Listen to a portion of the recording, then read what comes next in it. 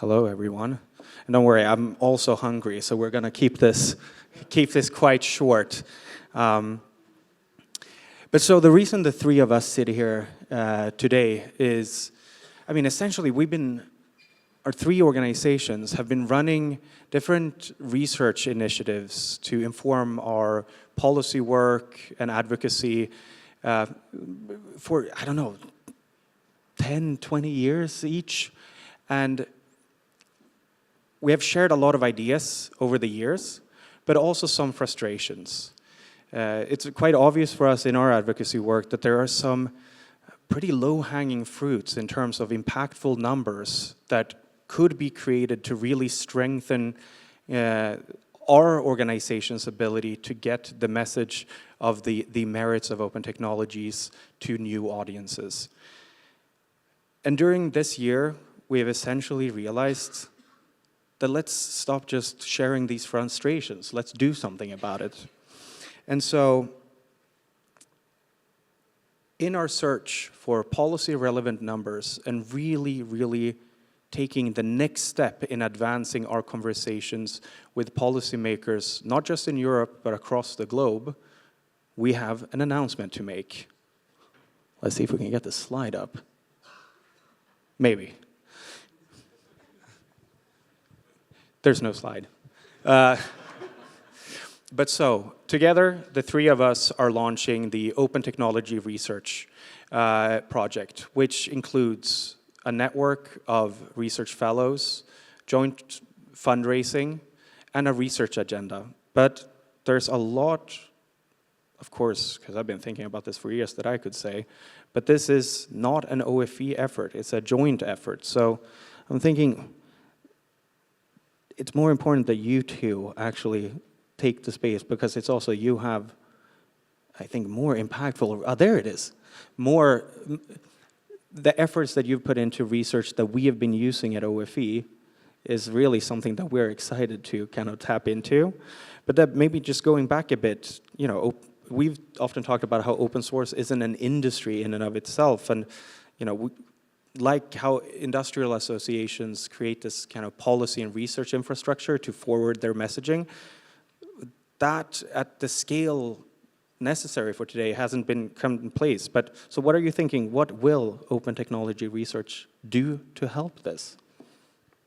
Am I starting? Well, so I was excited when I was approached about this idea on behalf of OSI.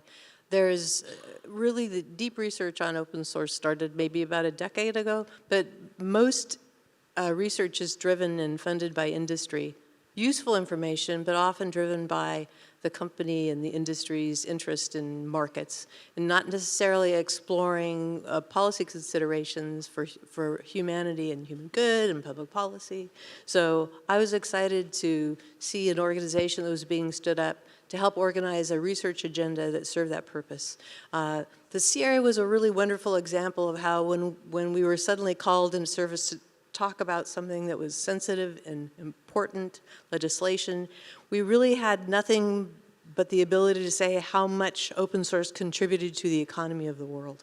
We weren't able to have really more granular conversations with ease, and that was a successful outcome ultimately, but it would have been a smoother path if we had more informed decisions. So the things that I'm very excited about is the potential for identifying research. These are 4 workflows: identifying critical research gaps, and those are public policy centric, mobilizing research capacity and funding by partnering and collaborating, connecting researchers, practitioners, and policymakers to translate research into actionable discussions, and then convening for impact. And you can talk a bit about more of that. You do an annual event, and we'll be using that forum in the future. Yes, absolutely. And it's really exciting because I think my absolute favorite event of the year, except for the summit, of course, but a very different event that we organize is our academic research symposium. And that is where, you know, you will see me going in and out of this event, shaking hands and things, comes with the role of ED. But the symposium, the researchers come with numbers that are often groundbreaking, insights where, you know, I leave with, I mean, it could be like 100 pages of notes after one of these events. But it's a heavy lift for OFE. And we are just very happy to have open knowledge and OSI joining in to strengthen this even more. It's a global conference because the research community, the ones really looking into the direct impact of open technologies onto the world and in society, it's still a relatively small community of researchers. Excellent, but small. And so, organizing this event as a center of gravity, but then on top of that, also working on everything from fundraising. And Deb, you mentioned the research gaps. A joint research agenda, sitting down with our, there's more than 60 years of policy experience in our 3 organizations to really identify those questions and then work in a structured way to answer them. I think that's the way forward. It is the enabler to really bring the open source and open technology conversation to the next level. But Renata, maybe you can talk a bit about the research agenda, because it's almost the thing I'm the most excited about. Well, what I'm the most excited about is about the possibility of doing things differently, because our times demand a different approach to research, a different approach to policy, and bold actions. Something that I have heard all the day here and over the past months is, okay, we need to move to action, we need to move to action. But sometimes a policymaker, a decision maker will not move to action if they do not are equipped with the facts. And sadly, in this changing world, research is being produced at this very slow pace. And this very disintegrated space from the questions being asked. Okay, someone asked a question that if answered with the facts could shift the entire tech sector, but the answer arrives in a PhD thesis 10 years later, incomplete because they didn't have access to the data. We want to change precisely that. We want to enable researchers, not only with resources, but with a possibility of thinking of new formats to deliver the facts in a rigid, of course, scientific way, but in a way that we will arrive quick enough to the hands of decision makers. We want to enable decision makers by opening a space to ask the questions they need answered.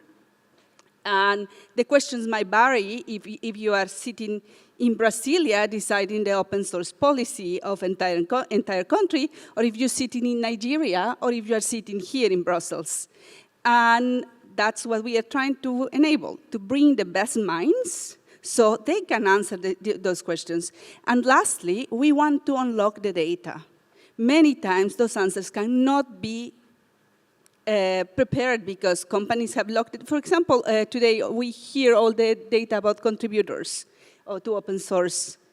We would not have that access to that data fast enough to challenge, for example, a ban of Indian researchers or Chinese researchers contributing to open source. We need facts fast, and we need this space for feedback loops, and not just sitting in another panel, or not just convening for the sake of convening, but convening so we can enable these bold actions moving forward. And something that we also want to cement is the idea of have the evidence that make not open source and open technologies the alternative or just a niche or just something that it would be nice to have, but the default by design of our technology future, basically. And Deb, prioritization, data, those are, prioritization important for us, data an important tool. What other things can we do to actually make this research happen? Well, I think that broadly broadcasting what our objectives are. So it really starts with understanding what an agenda might look like. That's the curiosity of the policymakers. What does that need? And then publishing that very broadly, doing calls for and connecting research institutes that may have already worked in that space. So I think the key thing is for us to very quickly develop what we think is an important global agenda. What are the big questions that policymakers could use an answer for to help further develop their policies in whatever country they're in, and publishing that very quickly and getting feedback from the public. And I would encourage everybody to engage, submit your ideas for the knowledge gaps that we should work together to close. In many ways, we're at a time today here in Brussels talking about a European open source strategy. And if we don't have matrix and measurements to see if we actually achieve with the ambitious goals that we hope the Commission is going to set, you know, it's difficult to succeed with something you're not measuring. And this, I think, is just perfect alignment with the ambitions of this community and the Commission. So, you know, timing couldn't be better. Please engage and give us and yourselves the tool to be the most effective policy advocates out there. Well, thank you, Deb. Thank you, Renata, for this. And now let's go to lunch.